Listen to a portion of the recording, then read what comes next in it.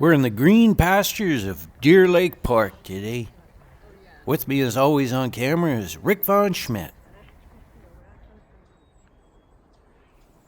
We're in the southwest corner of the park today.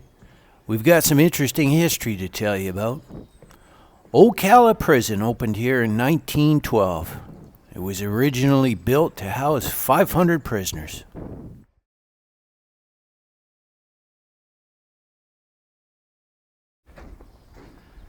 Ocala was a working farm with its own dairy, vegetable gardens, and livestock. It had 185 acres of pasture land. It was intended to be a place to reform prisoners and teach job-related skills.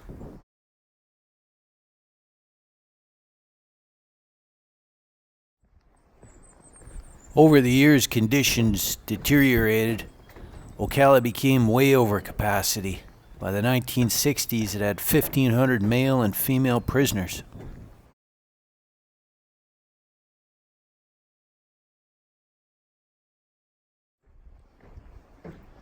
Lots of weird stuff went on in Ocala, most of which we'll probably never know about. We do know that some prisoners underwent electric shock therapy and lobotomies, and the prison even started a program where they conducted plastic surgeries on prisoners' faces against their will. It was thought that if someone looked like a nice person, they might become a nice person. No details have ever emerged on whether that experiment was a success or not.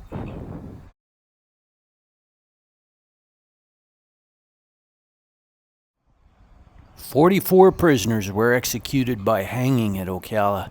In 1936, there were several double and even one triple hanging.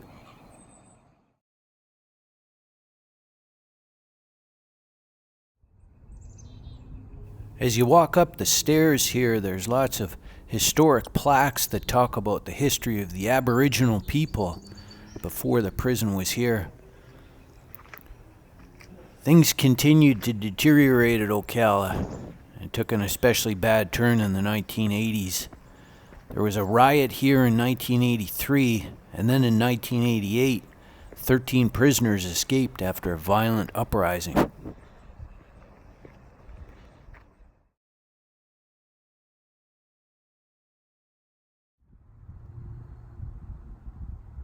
The destruction was significant. Amid the chaos, one inmate slashed his wrists and wrote the words "Helter Skelter" in his own blood, a reference to convicted killer Charles Manson.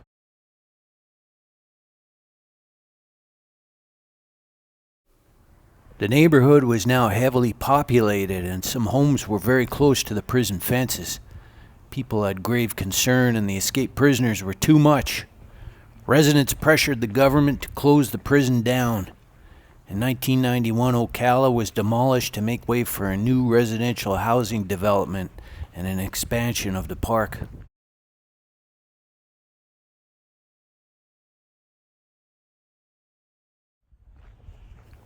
But the site's notorious past didn't deter people who were anxious to own townhomes overlooking Deer Lake. Interested buyers slept in their cars for 2 days to save a spot in line. For several decades, people here wanted to get out. Now people wanted to get in. There's not much left to the old prison, but they did keep the original granite steps, which are just up here as part of a playground. Interesting to think of the thousands of doomed souls that walked up these very steps.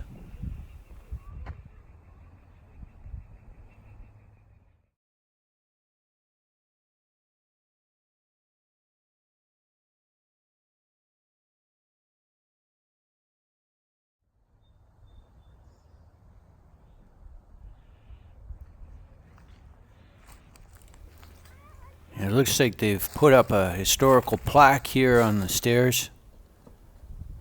Talks about the First Nations Aboriginal history here, as well as Oakalla Prison.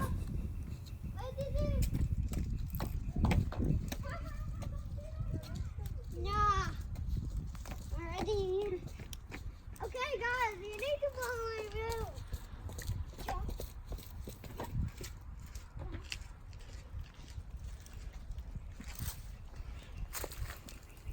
There's a couple of interesting surprises once you get to the top of the stairs. When they demolished the prison, they took some of the old bricks and they repurposed them to make this little wall up here.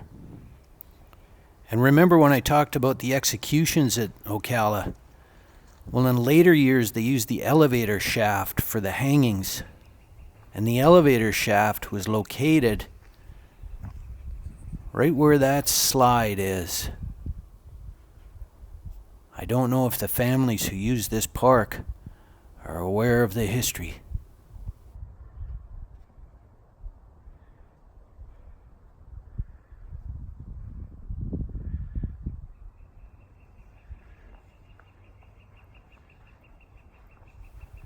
Oakalla Prison.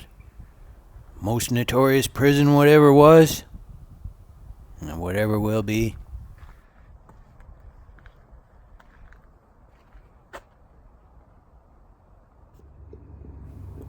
There's been lots of articles and books written about Ocala and some of the infamous prisoners that have been here, including Clifford Olson and Leonard Peltier. One of the best is called A Hard Place to Do Time by Earl Anderson.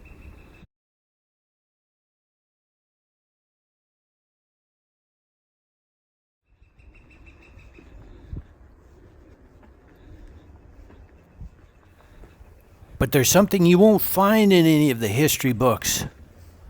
I discovered it a couple years ago. It appears to be a secret message left behind by some of the prisoners. It looks like the prisoners may have built this little retaining wall here. And when they did, they pushed some little stones into the concrete and left a message. Rick, you want to hit in there? Let's check it out here.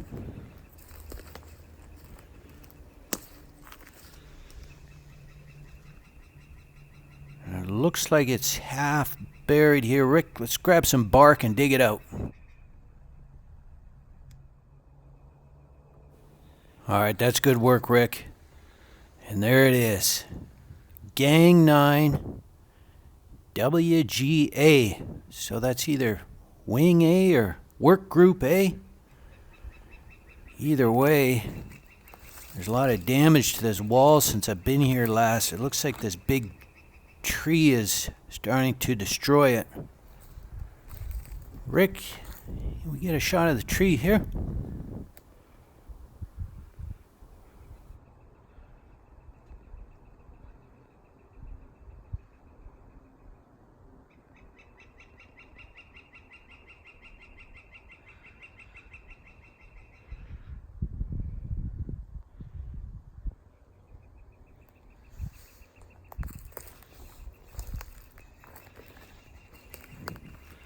Gang 9, Work Group A. That is wild, wild stuff.